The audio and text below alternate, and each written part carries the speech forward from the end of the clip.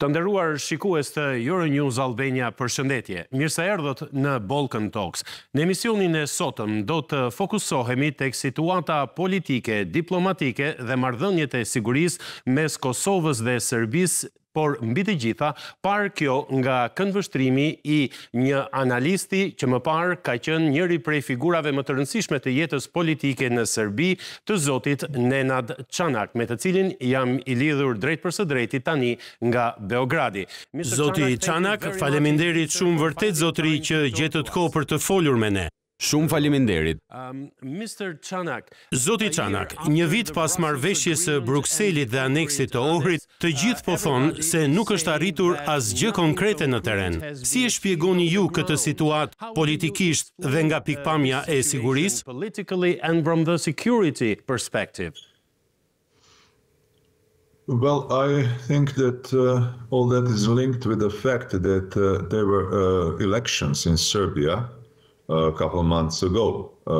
So, new parliament of Serbia have a lot of things to do now, but there is one small news. Mendoj se gjithë kjo lidhet me faktin se në Serbi ka pasur zgjedhje para një 2 muajsh, pra nuk ka parlament në Serbi, kanë shumë gjëra për të bërë tani, por është një lajm i vogël që shumë njerëz se kanë dëgjuar. Në një manastir të Deçanit të Kosovës, një pjesë e tokës 24 hektar, tani u bë zyrtarisht pronë e manastirit të Deçanit. Ky është një lajm i vogël, por ka një iceberg të madh pas tij, sepse ato 24 hektar në fakt ishin çështje e vendimeve të rregullave të qeverisë serbe, që qeveriste Kosovën para vitit 1999. Kjo do të thotë kur Selia e Kosovës, qeveria e Kosovës, thjesht e pranoi këtë.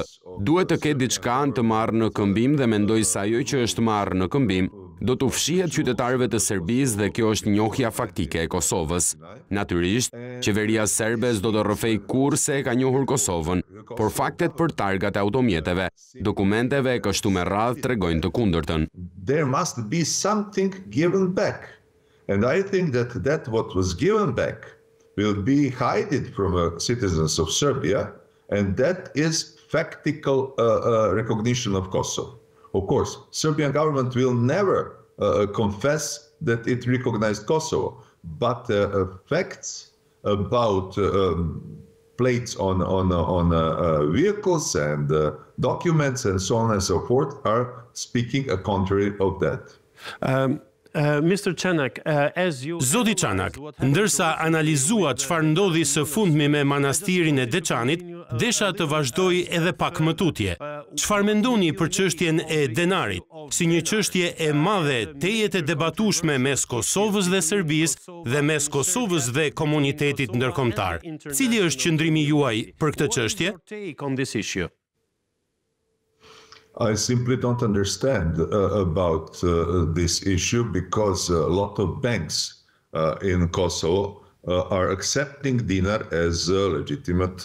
Thjesht nuk e kuptoj këtë çështje sepse shumë banka në Kosovë po pranojnë dinar si një mënyrë të lishme për të paguar. Kjo është e ngjashme ose e njëjtë me poundin britanik, ose nuk e di, euron ose çfarëdo tjetër, sepse situata është e qartë. Çështja është nëse dinari nuk është në përdorim zyrtar, kjo do të thotë se qeveria e Beogradit se pranon faktin që Kosova është shtet i pavarur. S'është çështja që dikush do të vuaj sepse dinari nuk përdoret në Kosovë. Gjithsesi, serbët e Kosovës shkëmbenin dinar me euro dhe përdornin euro. Çdo gjë që blejnë ose shesin njerëzit në Serbi mbi 100 euro, nuk flasin me dinar, por me euro. Kjo është një çështje e drejtë politike dhe nuk e kuptoj pse komuniteti ndërkombëtar po e bën kaq të madhe. Serbia are buying or selling something above 100 euros. They're not speaking in dinars but in euros. And that is just political question. And I don't see why international community is making so big deal about that. Mr. Kurti is insisting that the issue. Zoti Kurti po këmbgul se çështja e dinarit, çështja e zgjedhjeve dhe çdo gjë tjetër që ka ndodhur gjatë këtij viti po kontribuon për sovranitetin e plotë të Kosovës brenda kufive të saj territorial. Pra Kosova po respekton dhe po forcon në të njëjtën kohë integritetin e vet territorial, po është përballur me një presion të madh nga komuniteti ndërkombëtar. Çfarë mendoni ju për këtë, zoti Çanak? Has faced a lot of pressure from the international community. What do you make of it, Mr. Çanak? Situation is fairly clear. In Serbia, you have now one undercover operation of supporting Ukraine through third countries. Situata është mjaft e qartë. Në Serbi tani keni një operacion të fshehtë të mbështetjes së Ukrainës përmes vendeve të treta me municione që prodhohen në Serbi. Ky është sekret publik. Nga ana tjetër, komuniteti ndërkombëtar, domethënë Perëndimi, tani është shumë i butë ndaj Serbisë dhe pala tjetër përpiqet të jetë i ashpër ndaj zotit Kurti dhe qeverisë së Kosovës, vetëm për t'i treguar Serbisë se po e vlerësojnë këtë mbështetje në Ukrainë.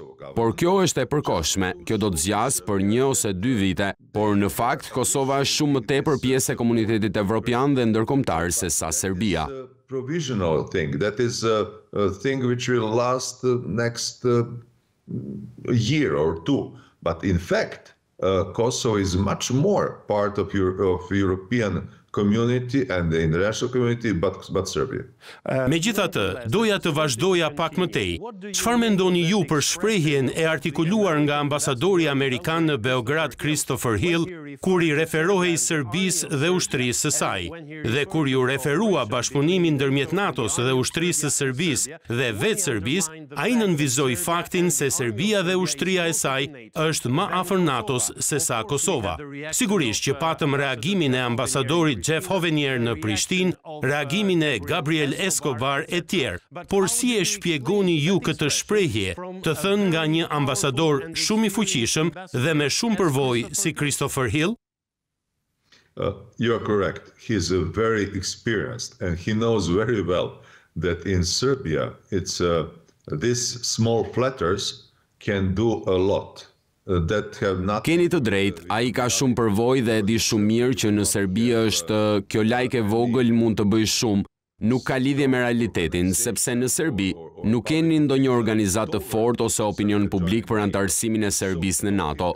Pra të flasësh për këtë mundësi të Serbisë për anëtarësim në NATO dhe të japësh këtë deklaratë se ushtria serbe është shumë afër NATO-s dhe organizimi i disa trajnimeve të përbashkëta me NATO-n, në fakt është një veprim afatgjatë për ta tërhequr Serbinë në NATO, hap pas hapi. Kjo është mënyra e vetme si duhet kuptuar kjo.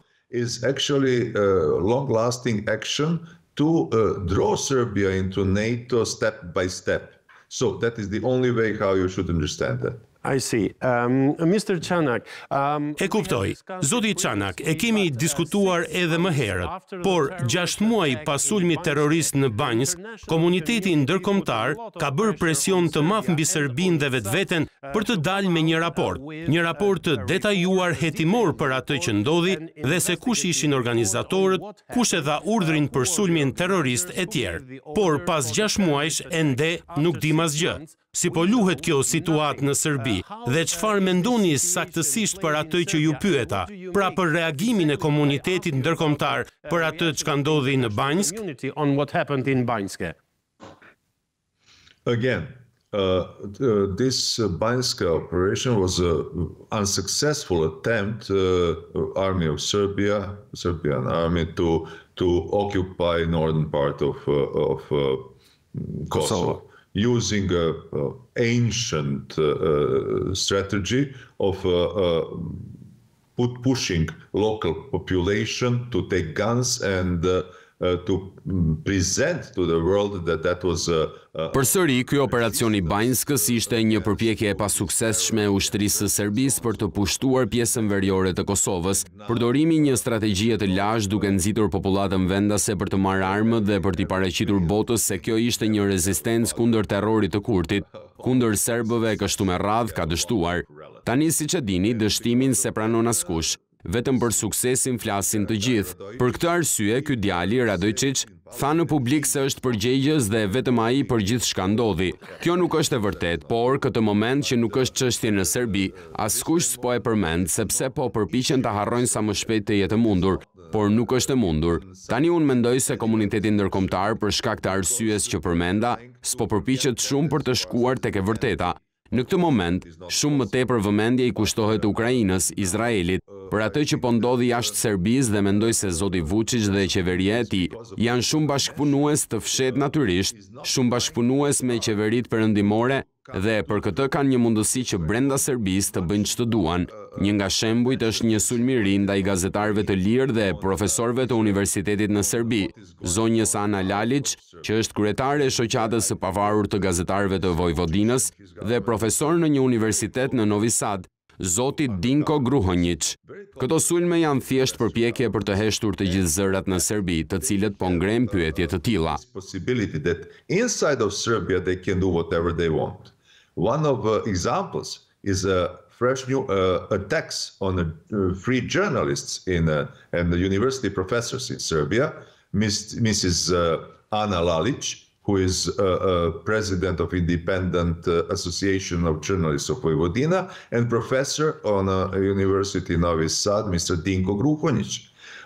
These attacks are simply attempt to silence all voices in Serbia which are raising up questions like this. You mentioned and explained Ju e përmendët dhe e shpjeguat qartë zoti Çanak ç'po ndodh mes Serbisë dhe Ukrainës, por si e shpjegoni ju vizitën e zotit Dačić dhe takimin e tij në Moskë me zotin Lavrov dhe faktin që kombëtarja e futbollit e Serbisë po luan për herë të parë pas vendimit të UEFA-s në Moskë për heqjen e sanksioneve, pikërisht me kombëtaren e Rusisë. Si i shpjegoni ju këto lëvizje politike? Russia. How do you explain these political moves? If I want to be a little bit cynical, every time when Serbia plays with Russia, it loses. This time of this football game, they lose 4. Nëse dua të jem pak cinik, sa herë që Serbia luan me Rusin, humbet. Këtë herë në këtë ndeshje futbolli humbën 4-0 dhe kjo është e thjeshtë. Nga ana tjetër, zoti Dačić është si zoti Vulin, personazh shumë i njohur pro-rus në Serbi dhe pjesë e këtij rrjeti të inteligjencës toksike serbe. Të gjithë e dim këtë dhe për shkak të kësaj nuk jam i befasuar. Zoti Dačić po e bën këtë jo si pjesë e një politike të plotë serbe, por si dikush roli të cilit është të ketë raporte të mira me Rusin për të mbuluar faktin se Serbia po prodhon municione për Ukrainën. Serbian politics, but as someone whose role is to be in a good relations with Russia, to cover up the fact that Serbia is producing ammunition for Ukraine. Zoti Çanak, doja të vazhdoja. Kryeministri Albin Kurti publikoi të premten pamje nga droni që monitoron kufirin dhe forcat serbe ishin aty duke patrulluar shumë afër kufirit të Kosovës në afërsi të Banjskës në Zvečan, por edhe në Bujanovc, sërish në kufi me Kosovën. Çfarë bën akoma më shqetësuese ishte deklarata e disa ditëve më parë presidentit Vuçić, kur ai tha se po e monitorojmë situatën në Kosovë. Ne, shtoi ai, jemi njerëz të zgjuar, jemi shumë inteligjent, jemi gati të marrim atë që është e jona, por kjo do ndodh në kohën e duhur. Natyrisht, patëm reagimin e Gabriel Escobarit dhe veçanërisht të ambasadorit Hovenier, që tha se NATO është aty që njerëzit e Kosovës të flenë të qetë. Por çfarë tregon kjo fjali e presidentit Vuçić, se ai dhe Serbia janë gati ta sulmojnë Kosovën në një moment të caktuar? Serbia is ready to attack Kosovo in a certain moment of time. In the next 2 up to 3 months, we will have a lot of local elections in Serbia. Those local elections are extremely important for the regime because Slobodan Milošević start losing his position. Në 2-3 muaj të ardhshëm do të kemi shumë zgjedhje lokale në Serbi. Këto zgjedhje lokale janë jashtëzakonisht të rëndësishme për regjimin, sepse Slobodan Milošević fillon të humbas pozitën e tij kur disa qytete të mëdha si Nishi dhe Novi Sadi u kapën nga opozita në atë kohë. Kjo ishte në vitin 1996. Fillimi i fundit është kur humni fuqinë në qytete të mëdha. Prandaj tani kjo është rritje e tensioneve dhe largimi i vëmendjes së njerëzve nga jeta personale në disa çështje më të mëdha. Po, është absolutisht taktik për zgjedhjet e ardhshme. S'jam Jam shumë i sigurt që s'ka ndonjë rrezik të madh që do të ndodhë diçka në kufirin e Kosovës, sidomos për shkak të këtyre 24 personazheve që u bën ligjërisht pjesë e pronës së manastirit të Deçanit. Ishte shumë e rëndësishme për të dyja palët, sa nuk do të ndodhë palëshime shumë të forta nga pala tjetër. Property of Monastery of Dečani.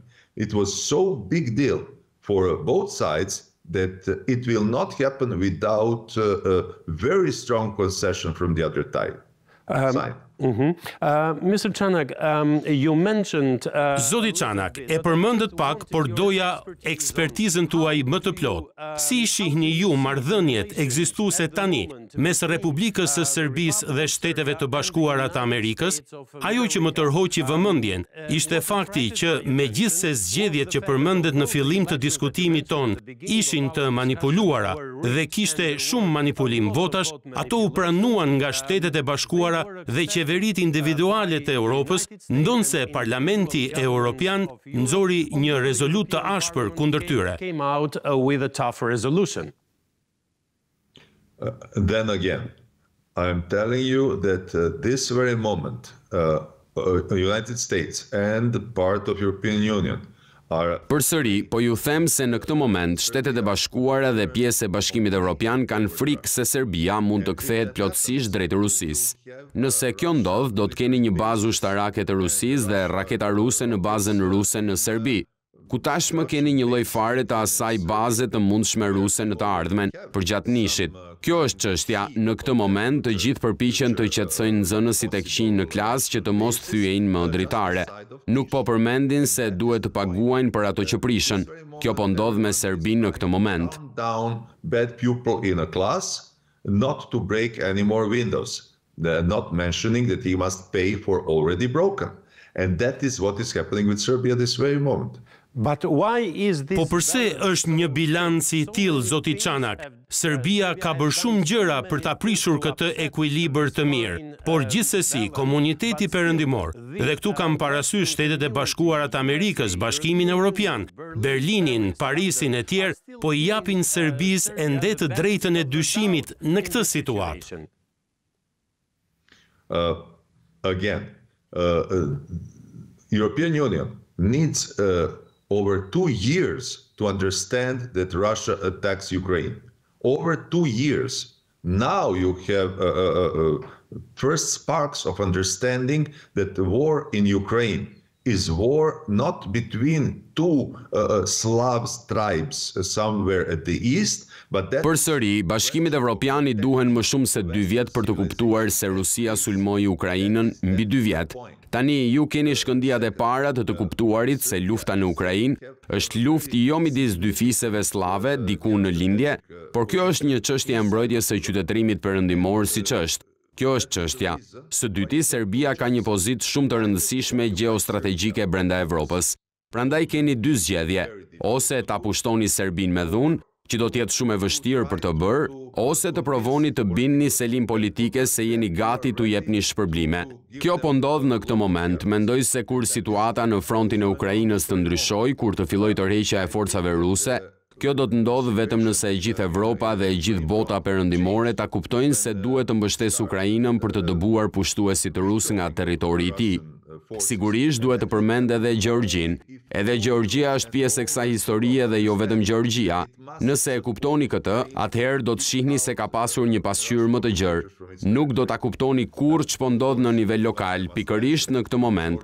Kjo është përpjekje për të paqësuar Serbinë, për ta larguar atë nga ndikimi rus dhe për ta bërë më demokratike se sa është në të vërtetë. Then you'll see that without having a wider picture, you'll never have understanding what is going locally. This very moment, this is an attempt to pacify Serbia, to take it away from Russian influence, and to make it more democratic than it really is.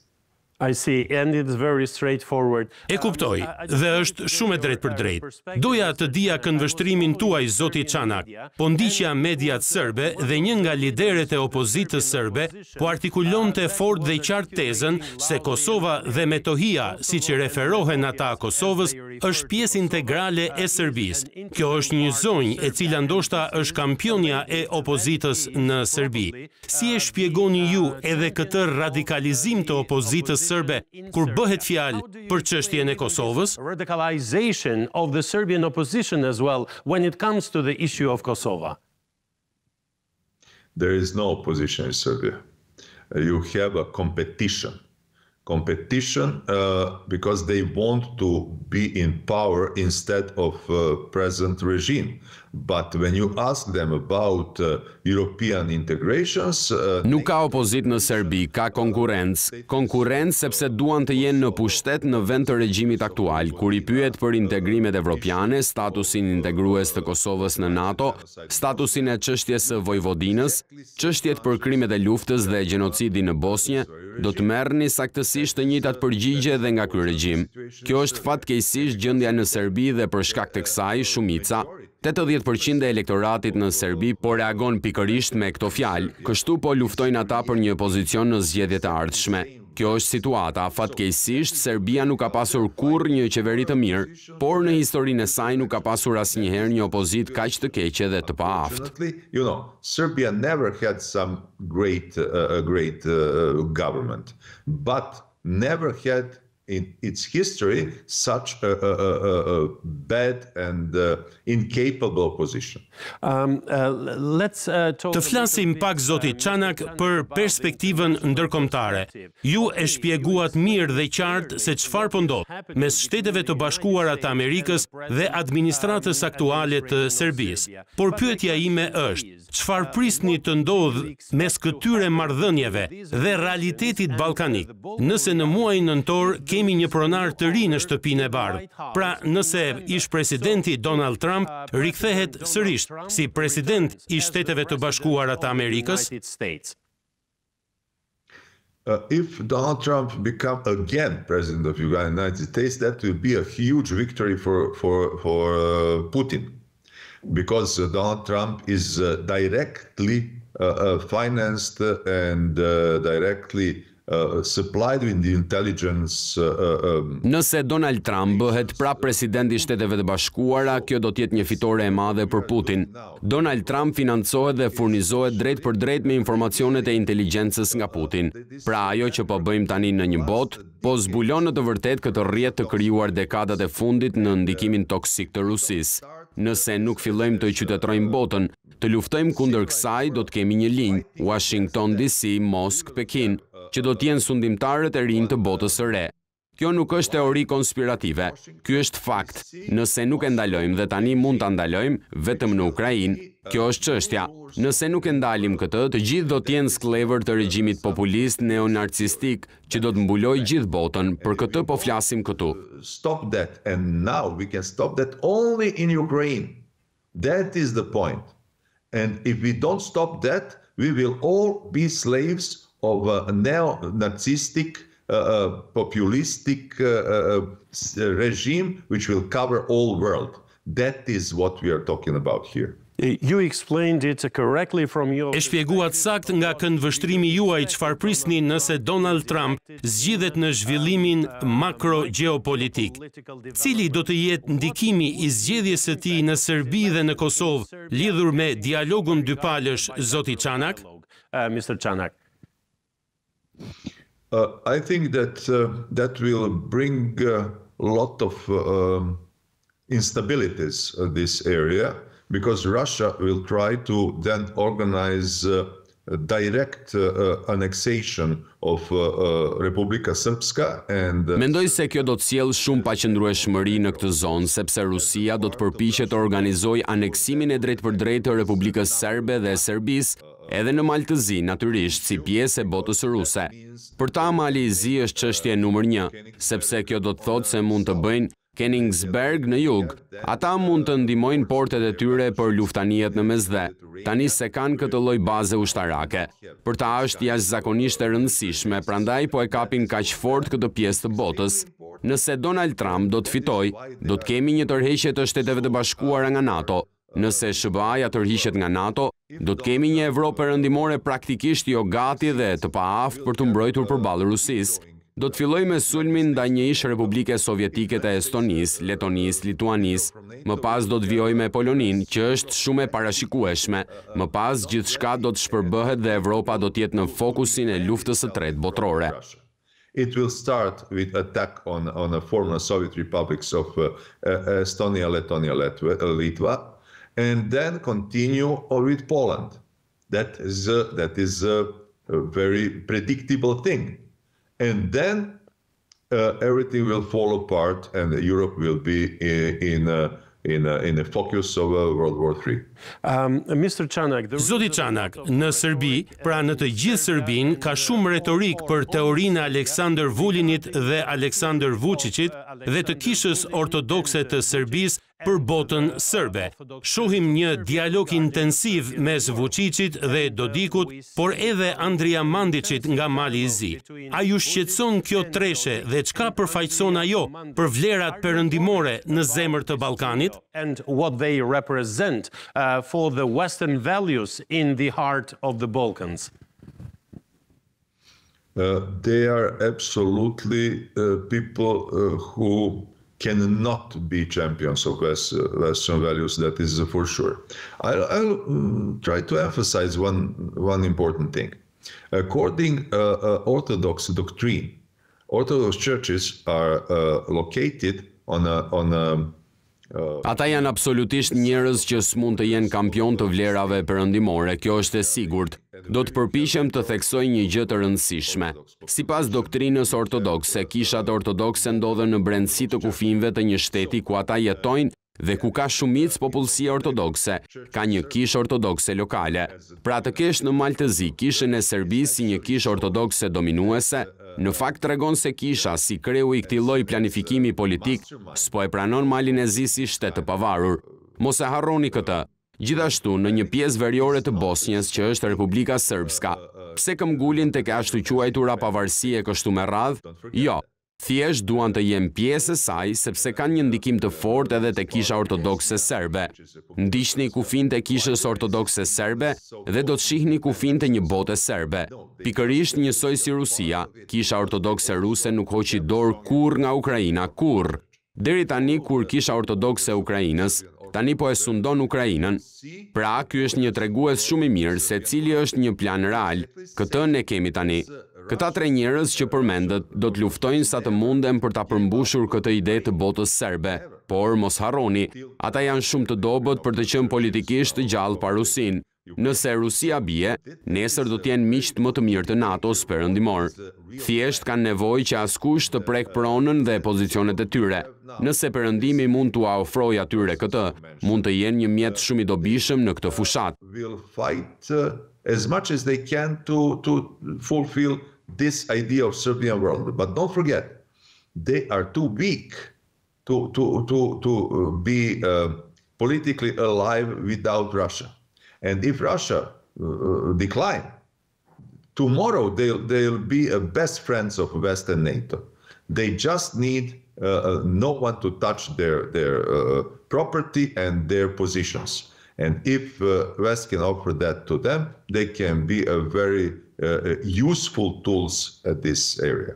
Zoti Čanak, tepër i qartë dhe i drejt për drejt. Faleminderit shumë për kohën dhe pikpamjet që ndat me ne. Është kënaqësi e madhe t'ju kem në program.